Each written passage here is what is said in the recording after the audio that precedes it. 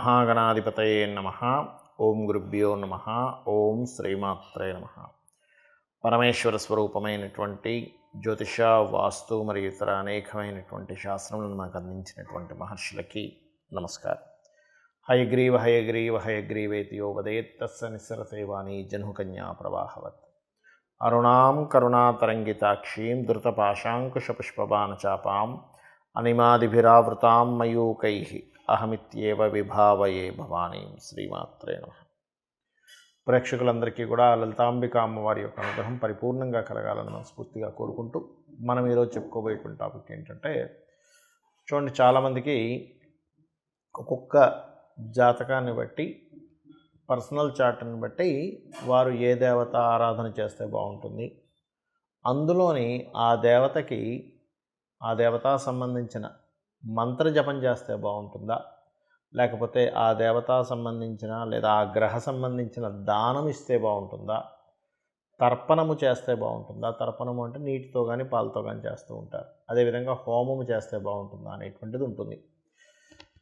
అది ఎందుకు తీసుకుంటారు అంటే, వీళ్ళ యొక్క పూర్వజన్మ కర్మ ఒక్కొక్క జాతకానికి స్పెసిఫిక్గా ఒక్కొక్క మార్గం ద్వారా అది నల్లిఫై అవ్వడం జరుగుతూ ఉంటుంది.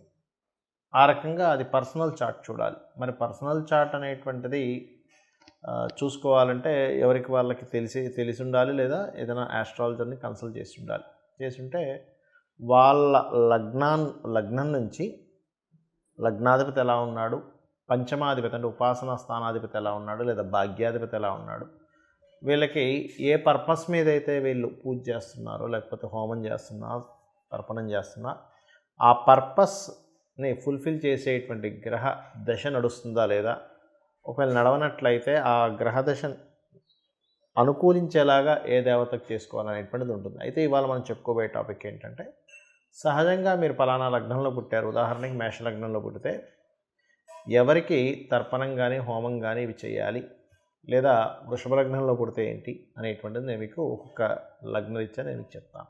వృశ్చిక లగ్నము, వృశ్చిక రాశి, వృశ్చికం వారికి కనుక చూసుకున్నట్లయితే మీరు ఎక్కువగా అభిషేకాలు, తర్పణాలు ఎంత చేస్తే అంత మంచిది. ఇది ఎలా చేయాలి మీరు చూసుకున్నట్లయితే, పసుపుతో కానీ పసుపు నీటితో కానీ శివుణ్ణి చూస్తూ శివాయ గురవే నమః అనేటువంటి నామంతో అభిషేకం చేయండి శివునికి, లేదా దత్తాత్రేయుడికి అభిషేకం చేయండి. ఇంకా అమ్మవారి యొక్క మూర్తులు మీ దగ్గర ఉన్నా, లేకపోతే మీకు దగ్గరలో ఆలయం ఉన్నా సరే, అక్కడికి వెళ్ళి మిశ్రీ కానీ చెరుకు రసం కానీ వీటితో అభిషేకం చేయండి అమ్మవారికి. మీరే చూస్తారు ఎంత గొప్ప ఫలితం వస్తుందో. దీంతోపాటు పెసలు అంటారు, పెసలు దానంగా ఇస్తూ ఉండండి. మీరు పెసలు ఎంత దానంగా ఇస్తూ ఉంటే మీకు ఏమవుతుందంటే, ఒక్కొక్కసారి చూడండి, మనం ఏదో షేర్ మార్కెట్లోనో లేకపోతే ఇంకో దగ్గర సడన్గా కొన్ని లక్షలు పోగొట్టుకున్న వాళ్ళు, కోట్లు పోగొట్టుకున్న వాళ్ళని నేను చూశాను. అదే రూపంలో వచ్చిన వాళ్ళని కూడా చూశాను షేర్ మార్కెట్స్లో. వాటిలో ఆకస్మికంగా మీకు వచ్చేటువంటి ఇబ్బంది ఏదైతే ఉంటుందో, సడన్గా పోయేయండి అంటూ ఉంటాం. ఆ ఆకస్మికంగా పోయే ధనం పోకుండా అవుతుంది మీరు పెసలు కనుక దానంగా ఇస్తూ ఉంటే. ఒక్కోసారి చూడండి, టెక్నికల్ ఇష్యూస్ వల్ల పోతుంటాయి. ఒక్కోసారి ఏదో షేర్ మార్కెట్ చేస్తుంటారు, అప్పుడే గ్రాఫ్ పైకి వెళ్తుంది లేకపోతే కిందకు వస్తుంది అన్నప్పుడు దాన్ని ఆప్షన్స్ అంటారు షేర్ మార్కెట్. అదేదో ఆప్షన్ కొడదామంటే టెక్నికల్గా ఏదో ఆగిపోతుంది, ఇక్కడ సిస్టంలో ఏదో స్ట్రక్ అయిపోతుంది, లేకపోతే పవర్ పోతుంది, లేకపోతే ఇంకేదో సంథింగ్ ప్రాబ్లమ్స్ వస్తూ ఉంటాయి. అరే, ఆ టెక్నికల్ ఇష్యూ వల్ల నేను కోల్పోయానండి అంటూ ఉంటారు. అయితే షేర్ మార్కెట్లోకి వెళ్ళాలంటే ముఖ్యంగా గుర్తుపెట్టుకోండి, 2, 5, 8, 11 కాంబినేషన్ అంటారు. అంటే ద్వితీయాధిపతి, పంచమాధిపతి, లాభాధిపతి, అష్టమాధిపతి ఆ యొక్క గ్రహ కాంబినేషన్ ఉంటూ, రెండవది ఏంటంటే ఇక్కడ చూసుకున్నట్లయితే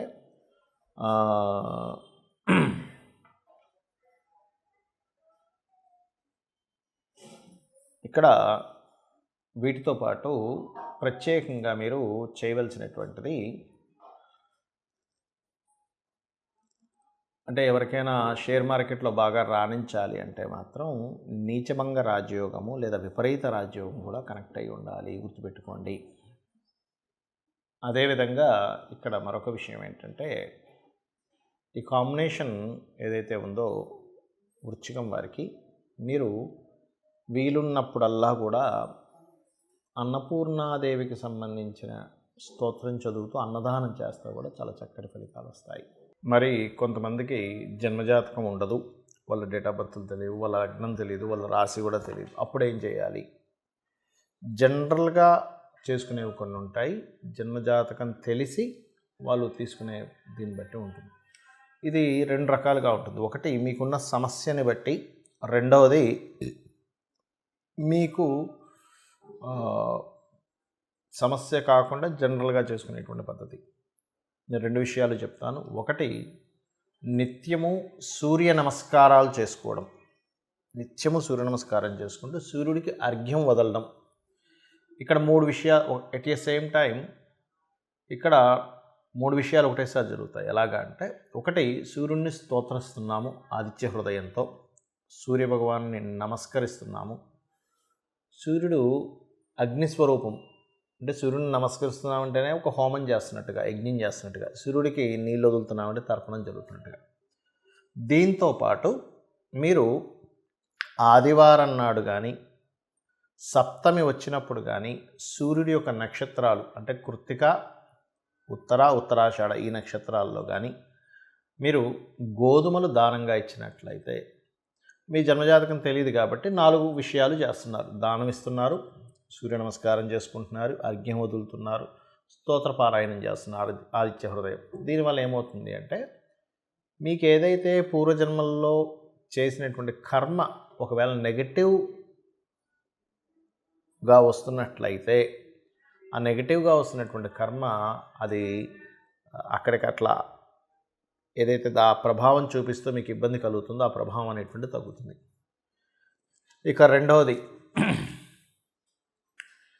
లలితా సహస్రనామాలు మరియు పితృదేవత సంబంధించిన ఆరాధన.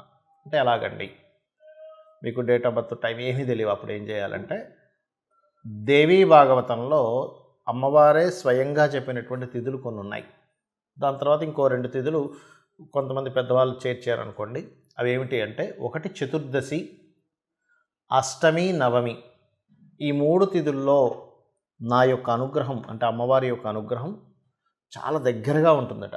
ఆ సమయంలో ఎవరైతే దేవీ భాగవత పారాయణం కానీ, చండీ సప్తశతి కానీ, ముఖ్యంగా లలితా సహస్రనామాలు కానీ ఎవరైతే పఠనం చేస్తారో, అంటే బాగా తీవ్రమైనటువంటి కష్టంలో ఉన్నారు, లేకపోతే బాగా తీవ్రంగా ఆగిపోయింది ఏదైనా ఒక విషయం, రోజుకి 27 సార్లు కనుక ఈ తిథుల్లో కనుక చేయగలిగితే మీకున్నటువంటి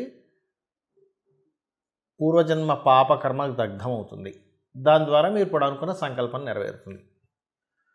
మరియు మొత్తం 5 తిథులు అన్నారు కదండి, 3 చెప్పారు కదా అంటే, తర్వాత చేరినటువంటివి అమావాస్య, పౌర్ణమి కూడా. అమావాస్య, పౌర్ణమి చేస్తే కూడా ఈ యొక్క అమ్మవారి అనుగ్రహం చాలా త్వరగా చాలా ఎక్కువగా వస్తుంది. ఇక పితృదేవత సంబంధించింది కూడా చేయాలని చెప్పాను. అదేమిటి అంటే, ముఖ్యంగా అమావాస్యల సమయంలో కానీ, మీ యొక్క పితృదేవతలకు సంబంధించిన తిథుల్లో కానీ మీరు, అంటే వాళ్ళు గతించినటువంటి తిథుల్లో కానీ మీరు స్వయం పాకము అంటారు. అంటే 1 కిలోనో 2 కిలోలో 5 కిలోలో మీకు తోచినంత మీ స్తోమతను బట్టి బియ్యము, 2 రకాల కూరగాయలు, 2 రకాల పప్పులు, ఉప్పు, చింతపండు, మిరపకాయలు, ఈ రకంగా వండుకునేటువంటి సామాగ్రి ఏదైతే ఉంటుందో, ఒక వ్యక్తి చక్కగా ఇంట్లో వంట వండుకోవడానికి గల సామాగ్రిని మీరు మీకు దగ్గరలో ఆలయంలో ఉన్నటువంటి పురోహితులకి పితృదేవతల కోసం అన్నట్టుగా ఇచ్చినట్లయితే, ఇది కూడా మీ జన్మజాతకంలో ఏదైతే రుణరోగ శత్రు సంబంధించినటువంటి భావం బాగా యాక్టివేషన్ అయ్యి మీరు ఇబ్బంది పడుతున్నటువంటి అంశము చేత్తో తీసేసినట్టుగా ఆ యొక్క ప్రాబ్లం అనేటువంటిది తగ్గుతుంది. అయితే ఇది చాలామంది ఎన్నిసార్లు చేయాలండి అని అడుగుతూ ఉంటారు. ఒకటే గుర్తుపెట్టుకోండి, నిరంతరము చేయండి. ఎప్పుడైతే మీరు దేవతా కార్యాలు కానీ, హోమాలు కానీ, యజ్ఞాలు కానీ, తర్పణాలు కానీ, లేనట్లయితే దానము కానీ మీరు ఎంత చేస్తూ ఉంటారో గుర్తుపెట్టుకోండి, మనం ఎన్ని ఖర్చు పెట్టినా ఒక జీవుడు అంటే ఒక మనిషి జన్మ ఎత్తినప్పటి నుంచి తన తుది శ్వాస అంటే ఆఖరి శ్వాస వరకు కూడా ఎన్నో లక్షలు కోట్లు సంపాదిస్తాడు, ఖర్చు పెట్టేస్తాడు. కానీ ఏది కూడా మన వెంట రాదు. కేవలం భగవత్ సంబంధించినటువంటిది, పరోపకారం చేసినటువంటి పరోపకారంగా ఉపయోగించిన ధనం సంబంధించిన పుణ్యము మాత్రమే మన వెంట వస్తుంది, ఇది గుర్తుపెట్టుకోండి. కాబట్టి లేదా గోసేవ, గోవులకు వెళ్ళి సేవ చేస్తే కూడా అది పుణ్యంగా వస్తుంది. కాబట్టి ఇది చేయండి. ఖచ్చితంగా మీకు మీ జాతకంలో ఏ దశ నడుస్తుంది, ఏ అంతర్దశ నడుస్తుంది, గోచారంలో ఎలా ఉంది, ఇవేమీ మీరు కంగారు పడాల్సిన అవసరం లేదు. తెలియకుండానే సకల దేవతల యొక్క అనుగ్రహము, ఆ లలితాంబిక అమ్మవారి యొక్క అనుగ్రహం మీకు కలుగుతుంది. శ్రీమాత్రే నమః.